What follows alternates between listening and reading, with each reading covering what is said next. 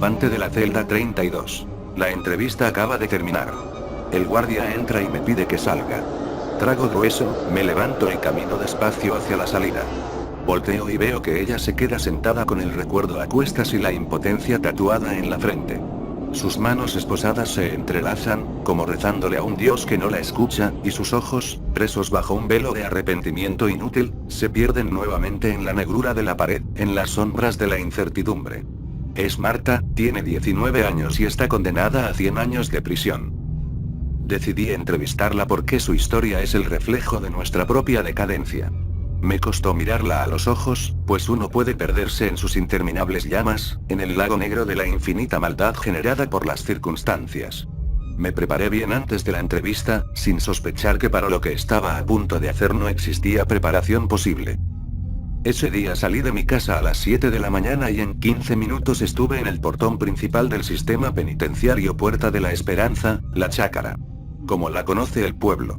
Después de identificarme, el alguacil me condujo a una oficina donde hablaría con el alcaide, un exmilitar regordete que estaba a punto de retirarse. Los grados sobre una de sus descosidas charreteras y una foto con un general del ejército eran los únicos recuerdos de sus glorias pasadas. Había conversado con él por teléfono para coordinar la realización de la entrevista que iba a realizarle a Marta. Me dijo que solo tendría 2 horas con ella y que después ya no podría volver. Fue directo y tosco, como era de esperarse. El alguacil me condujo por la calle de 100 metros que une la zona de revisión con los pabellones de las celdas de mujeres. Mientras caminaba, pensé en lo difícil que debía ser estar por tantos años en un lugar tan hacinado y espantoso. Sentí pena por Marta y por los otros reclusos, pues no sabía en lo que me estaba metiendo. Como periodista, solo trato de hacer mi trabajo, pero algunas veces es imposible impedir que nuestros propios sentimientos y nuestras propias realidades se mezclen con la historia. Todos somos de carne y hueso, todos somos humanos y tenemos sentimientos. Bueno, casi todos, porque algunos, como Marta, no. Llegué pronto a los pabellones de celdas y el alguacil me ordenó que esperara mientras él hablaba con las oficiales que estaban de guardia. Tuve que llenar una hoja de registro y dejar mi celular, mis llaves y mi faja en una cajita de madera. Solo me permitieron llevar mi pequeña grabadora digital y una revista que traía de regalo. El alguacil abrió una reja que daba a un pabellón sombrío, en cuyo centro corría un riachuelo de un líquido maloliente. Orines, probablemente. Pasé. Ella está ahí, en la celda 32. Yo lo voy a esperar aquí. Tiene 2 horas, me dijo, señalándose el reloj con su dedo índice. Caminé por el pasillo, evitando pisar el riachuelo, y cuando llegué a la celda 32, la vi. Estaba sentada en la cama, con las manos esposadas, viendo hacia la pared. Frente a ella había una silla, puesta ahí para que yo me pudiera sentar. Del techo pendía en un alambre una bombilla vieja, de esas baratas de 10 watts que no iluminan muy bien. Hola, Marta. Soy Carlos Benavides, del diario La Prensa, imagino que te informaron que iba a venir a entrevistarte. Le pregunté. No me contestó y siguió mirando fijamente a la pared. En la escuela de periodismo, algunos profesores nos enseñaron a respetar el silencio de nuestros entrevistados, pues, en sí, el silencio es una respuesta. Pero otros, los que se habían formado como reporteros en las calles, donde la vida es dura, nos enseñaron a moldear nuestras preguntas, nuestros tonos y a usar cualquier elemento para lograr nuestro objetivo. No voy a mentir, los periodistas no somos totalmente honestos. Hincamos e hincamos hasta obtener lo que queremos. Me dijo el alcaide que te gusta leer. Te traje una revista como agradecimiento por acceder a realizar la entrevista, le dije, sabiendo que estaba cayendo en lo más bajo del periodismo sobornar al entrevistado a cambio de sus palabras. Es televisión y novelas, y creo que te va a gustar, continué. Sin embargo, mi propuesta captó su atención. Y eso fue un regocijo para mí, pues los minutos seguían corriendo. Volteó lentamente, me miró de pies a cabeza, enfocándose por un instante en la revista que yo sostenía, e hizo un gesto con su cabeza para que entrara. Me senté en la silla, a unos metros de ella, saqué mi grabadora del bolsillo y puse la revista en mis piernas. Le pregunté si estaba bien que grabara sus palabras. Marta asintió con la cabeza y, al hacerlo, su semblante cambió inmediatamente, de aquella cara perdida en la oscuridad a la de alguien común y corriente, una mujer que perfectamente podía estar sentada en la banca de un parque. Era una mujer bonita, con una cara de ángel y un pelo castaño que le caía sobre los hombros. Llevaba una camisola que sugería la enormidad y perfección de su busto y, a pesar de no tener maquillaje, sus labios parecían estar pintados con un lápiz labial natural. Un tanto incómodo ante la imagen de esa mujer tan sensual, tragué un poco de saliva y me hice el pelo para atrás con una de mis manos, el tic del que siempre soy presa cuando estoy nervioso. Presioné el botón rojo de mi grabadora, la sostuve en mi mano y comencé. Muchas gracias por acceder a esta entrevista. Te aseguro que no vamos a editar nada de lo que digas. Simplemente queremos que nos contes tu historia, le dije, dándome cuenta de que tenía clavados mis ojos en sus pechos. Entonces me callé y la vi inhalar un poco de aire antes de sonreír, pues se había dado cuenta de que yo la miraba. Parecía como si, dentro de ella, una mujer tan joven, estuvieran acumuladas miles de experiencias vividas. Parecía como si fuera una gran estrella dentro de una oscura constelación familiar. Así empezó la narración de Marta, que más que entrevista, se convirtió en monólogo. Tengo 19 años y hace 2 que estoy presa. Yo no he hecho nada y aquí me tienen, ¿te podés imaginar? Me tienen aquí condenada por una cosa que no tiene importancia. Mi mamá me tuvo a los 17 años y enviudó cuando yo tenía 15, el día que mi papá se mató en la carretera. Después de llorarlo por un año, se volvió a juntar con un hombre menor que ella y, cuando lo hizo, se olvidó completamente de mí. Perdió la cabeza por ese hombre y lo llevó a vivir a la casa. Yo estaba en 4º año de secundaria en el colegio Nuestra Señora de Fátima y me creía la dueña del mundo. Todos los días, después de clases, me iba a la casa de Mónica, una de mis amigas, y ahí nos tomábamos selfies sensuales para subirlas al Facebook. Ya sabes, lo que hacen las chavalas de hoy. Mi amiga me prestaba unos vestidos cortos y yo los modelaba en las fotos. Después, nos poníamos a leer revistas de farándula en la cama de mi amiga, como esa que me trajiste. También nos gustaba chatear con chavalos mayores que conocíamos en el Facebook. Me la pasaba súper y hacía todo lo posible para volver a la casa solo a dormir. Yo creía que mi amiga tenía la familia perfecta, sin darme cuenta de que eso no existe. Su papá y su mamá se habían casado por la iglesia y por lo civil y la habían tenido a ella 5 años después de casarse. Eran bien católicos y la llevaban a misa todos los domingos en la capilla del colegio. Yo iba con ellos a veces para no volver a la casa. Y como no me gusta rezar y no me sé las oraciones, solo balbuceaba con mi boca para que las personas pensaran que estaba hablando con Dios, cuando lo único que hacía era burlarme de él. No me gustaba volver a la casa porque tenía que ver el cuadro de mi mamá, sentada en la sala con su hombre, viendo una película o las noticias.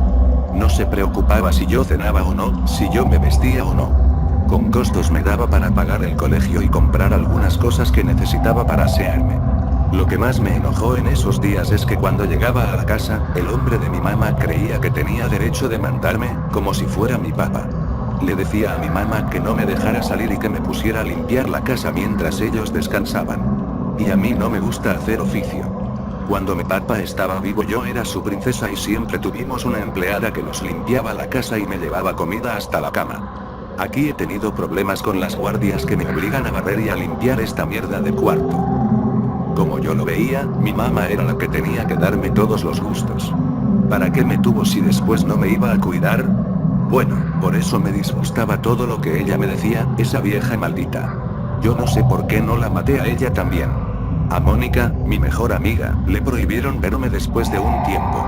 Sus padres no aprobaban que una niña buena como ella, una futura profesional, anduviera con una zorrita, como yo.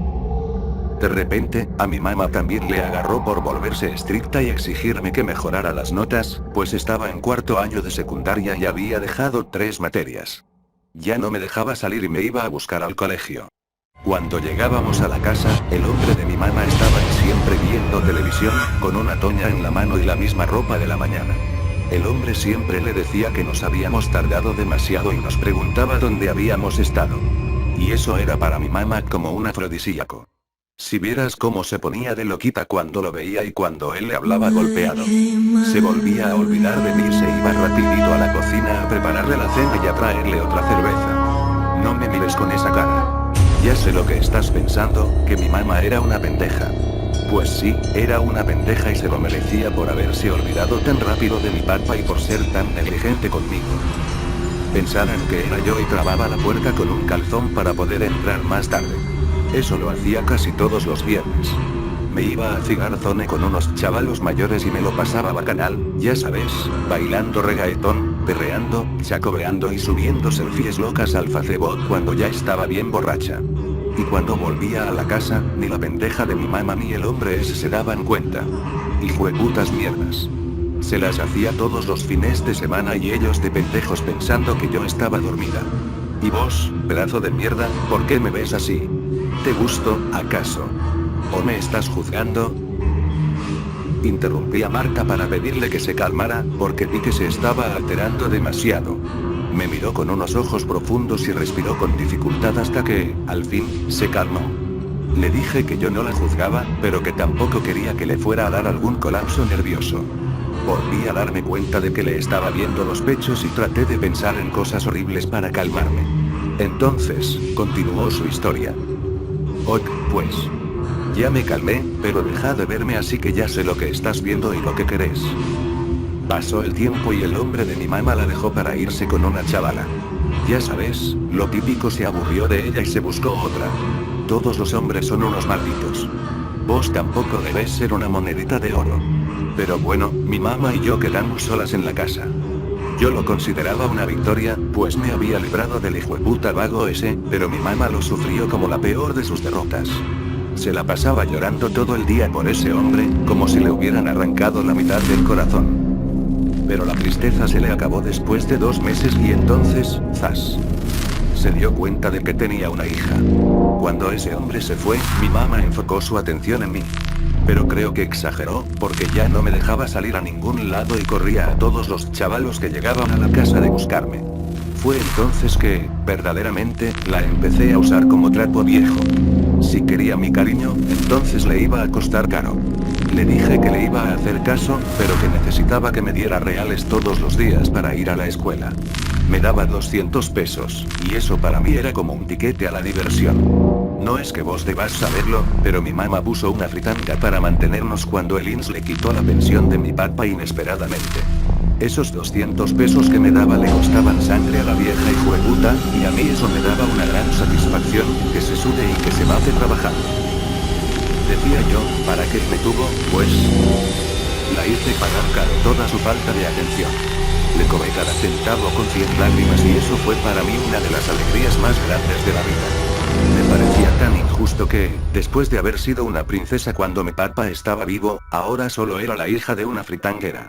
Obviamente, no invitaba a nadie a mi casa, porque me daba pena que la vieran vendiendo enchiladas de frijoles con queso o empacando un gallo pinto con tajadas. Eso era la muerte para mí, que era toda una diva en las fiestas y en el Facebook. El tiempo pasó y me convertí inevitablemente en la zorrita que ella nunca quiso que fuera. Casi todos los días me daba un sermón, me pedía que cambiara y que la diera una oportunidad para ayudarme. Pero yo no le hice caso, ¿por qué iba a escuchar a alguien que no tenía la autoridad moral para reclamarme?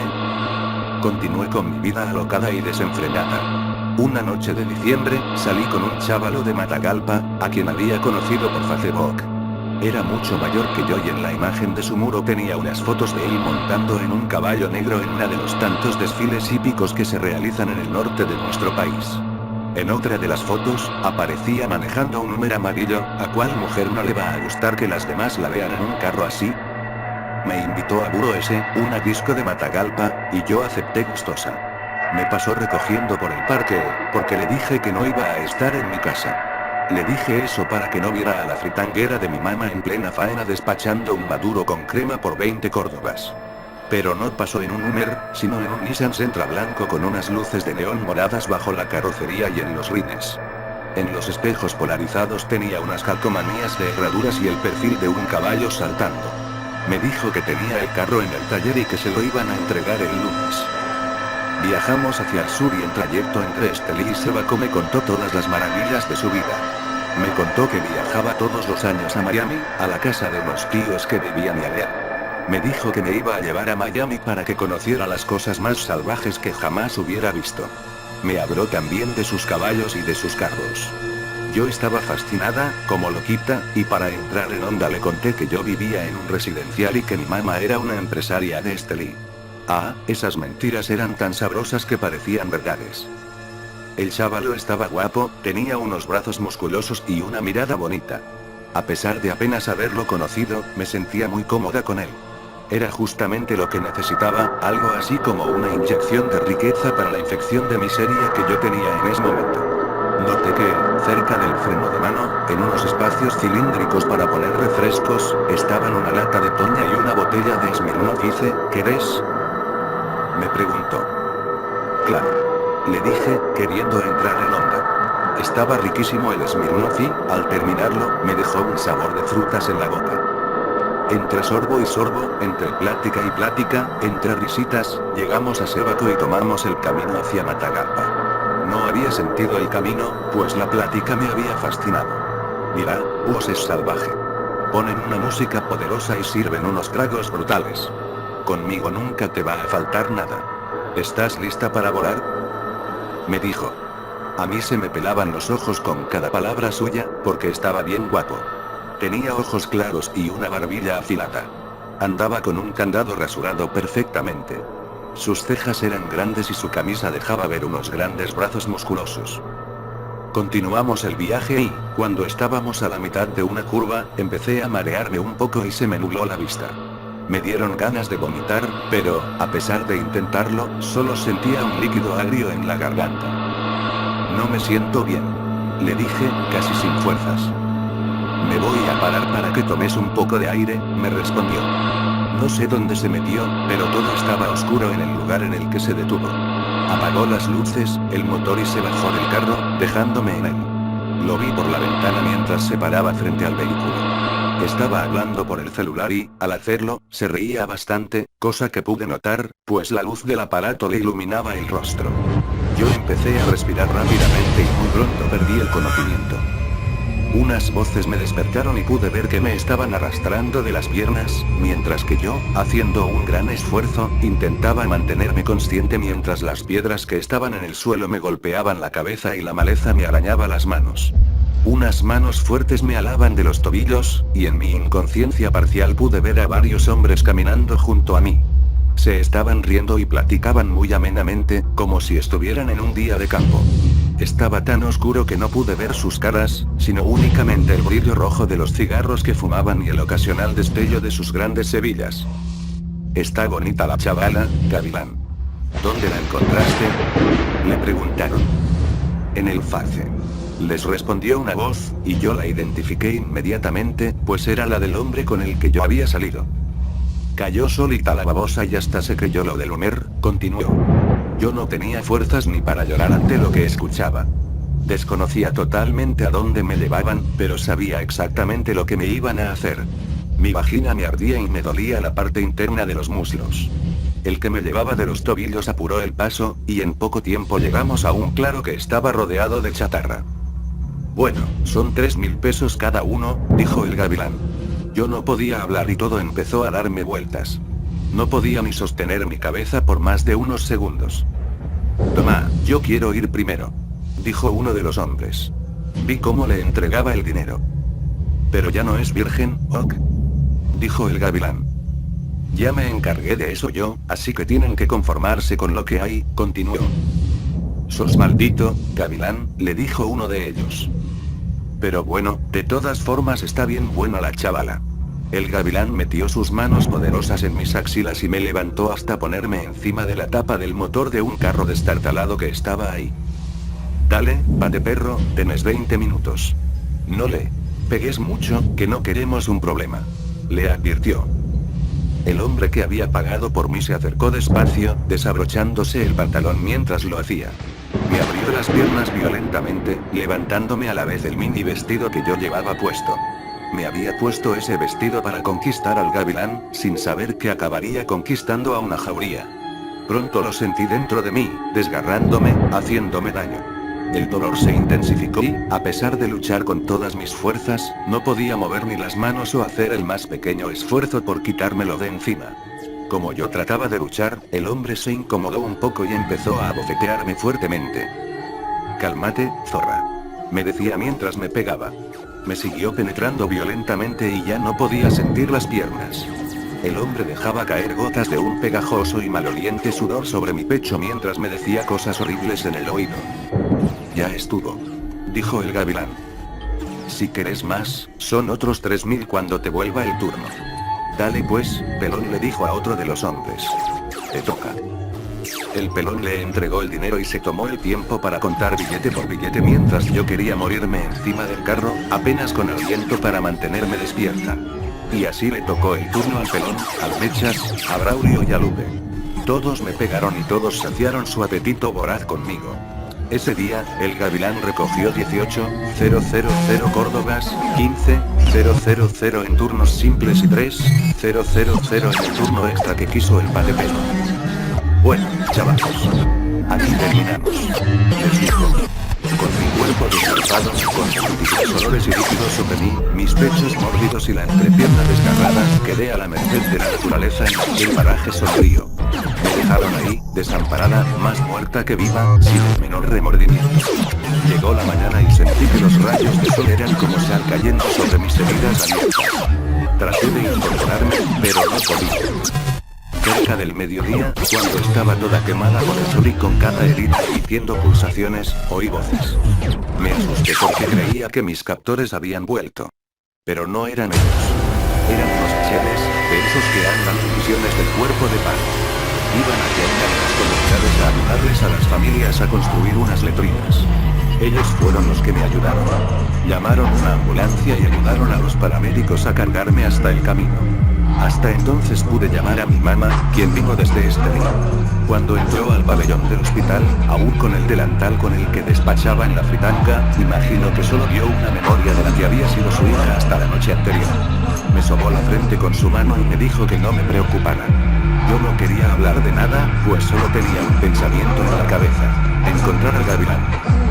Pero el gavilán desapareció del mapa. Y también lo hicieron los demás. Después de poner la denuncia en la policía, trataron de buscarlo con mi descripción de él y la del vehículo, pero no lo pudieron encontrar. Al parecer, era de una familia adinerada y se largó a los Estados Unidos para no tener problemas. Me daba rabia ver que la justicia era inalcanzable para los palmados. Y eso me mataba. Pensaba en todo el daño que me habían hecho, en el placer que habían sentido al hacerlo y en la libertad de la que gozaban. No pagaron por nada de lo que hicieron. Interrumpí nuevamente a Marta. La historia me estaba partiendo el corazón, pero yo trataba de verme lo más sereno posible. Le pregunté si quería descansar 5 minutos, y me dijo que no, que si dejaba de hablar ya no volvería a abrir la boca y que me tendría que ir. Cuando me dijo esto, lo hizo mientras respiraba rápidamente. Pude ver que sus ojos se habían perdido y su mirada estaba ahora cautiva por sus imborrables recuerdos. Por eso la dejé continuar, recordando una de las mejores lecciones de periodismo que me había dado mi maestro Carlos Fernando. Hay que saber escuchar al entrevistado. Por mucho que uno quiera hacer preguntas, por mucho que uno desee indagar sobre un tema específico, no hablen y escuchen. No hay peor pregunta que la que no se hace, pero tampoco hay peor respuesta que la que no se escucha, nos decía. Así es que, 1 hora después de haber empezado, Marta continuó con su historia. Y para ello, lo juro, contó con toda mi atención. 2 semanas después de lo que me pasó, pude volver al colegio. Cuando llegué, noté que las monjas me miraban de forma extraña y susurraban entre ellas. Cuando llegué a mi sección, la maestra me pidió que me sentara atrás. Mónica, mi amiga, no se quiso sentar a mi lado. Ese día sentí en carne propia lo que es ser una extraña entre personas conocidas.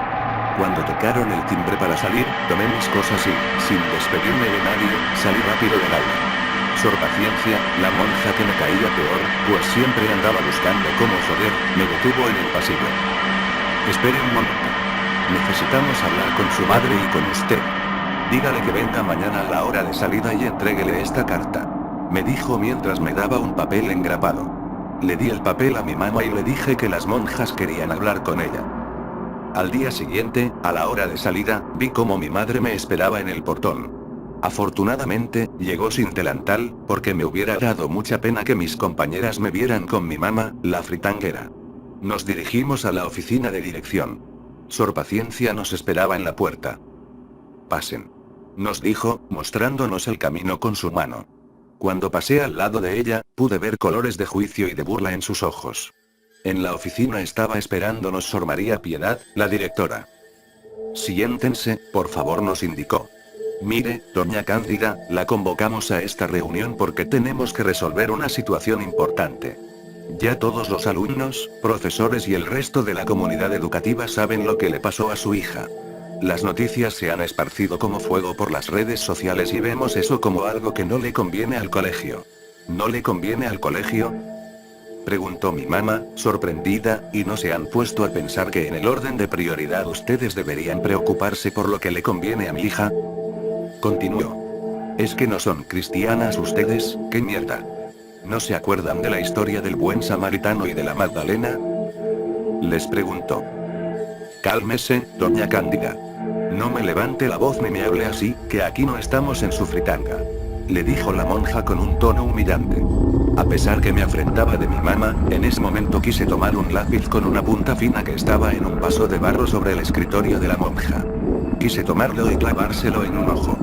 Pero no lo hice, porque lo que me pasó marcó en un punto de inflexión en mi vida, un punto sin retorno. Doña Cándida. Hemos decidido que su hija tiene que salir del colegio, porque no es adecuado que una muchacha así sea vista con muchachas de bien. Somos una institución católica que trata de educar a muchachas que anden por el camino recto. Y su hija ya no cumple con el perfil de nuestras estudiantes, pues su imagen ha sido arrastrada por todos lados, dijo la directora. ¿Una muchacha así?, preguntó mi mamá, parándose de repente y dando un golpe en el escritorio. Sor Paciencia. Llame por favor al CPF. Dígale que saque inmediatamente a estas perdidas de mi oficina y del colegio. Que no las vuelva a dejar entrar, le ordenó. Y Sor Paciencia, como buena perrita faldera, obedeció en el acto. Así me corrieron del colegio y más tragedias llegaron con prontitud. Mi mamá pasaba todo el día cocinando y vendiendo en la fritanga y yo me la pasaba tumbada en la cama mirando las vigas y las láminas de cine de mi cuarto, perdida en el recuerdo de mis desventuras. Pasaron 2 semanas más y empecé a preocuparme porque la regla no me venía. No le dije nada a mi mamá y pensé que los terribles sucesos por los que había pasado habían causado en mí un bloqueo en todas las funciones de mi cuerpo. Pero la regla no me vino. Solo me vinieron náuseas, vómitos y terribles antojos de jocotes ácidos con azúcar. Nadie me visitaba, y eso era terrible para mí. No volví a usar mi teléfono ni volví a entrar a Facebook por terror a verle la cara al gavilán. Ya no quería encontrarlo, ya no quería volver a tenerlo frente a mí. ¿Estás lista para volar?, me había preguntado en el carro antes de lo peor y yo lo había mirado embobada.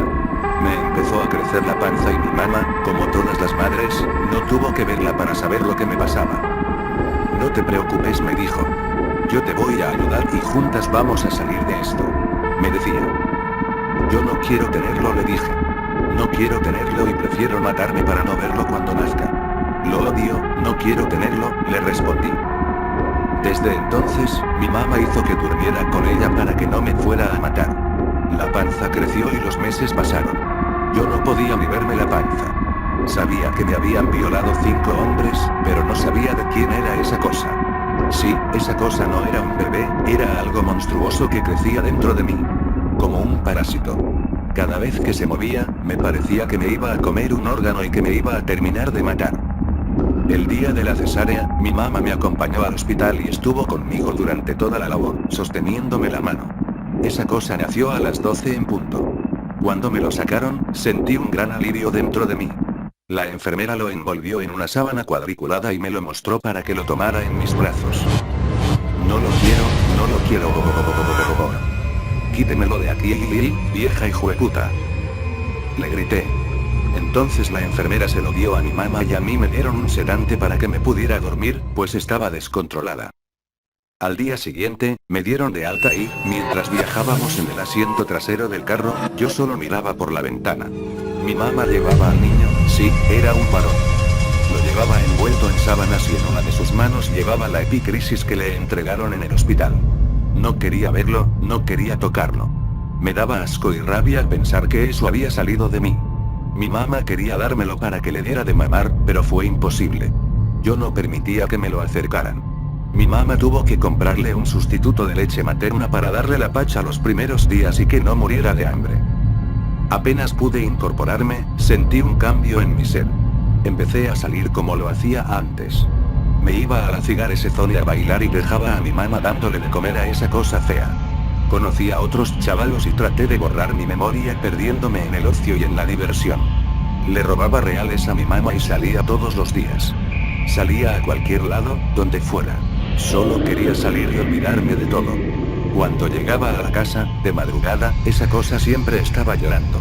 Un día, mi mamá no aguantó más y me lo llevó al cuarto. Tenés que darle de mamar, me dijo. Se va a enfermar el niño, continuó. A mí me habían violado 5 hombres, y hasta entonces no sabía quién era el papá de esa cosa. Esa noche fue la primera vez que lo tomé en mis brazos y que lo vi a la cara. Y ya no tuve que seguir haciéndome la pregunta. Tenía unos grandes ojos claros y una barbilla afilada. Era todo un gavilán. Cuando lo vi, lo tiré en la cama bruscamente. Cuando cayó, rebotó y se golpeó la cabeza en la pared. Empezó a llorar y su llanto fue para mí como que me metieran un punzón en los oídos.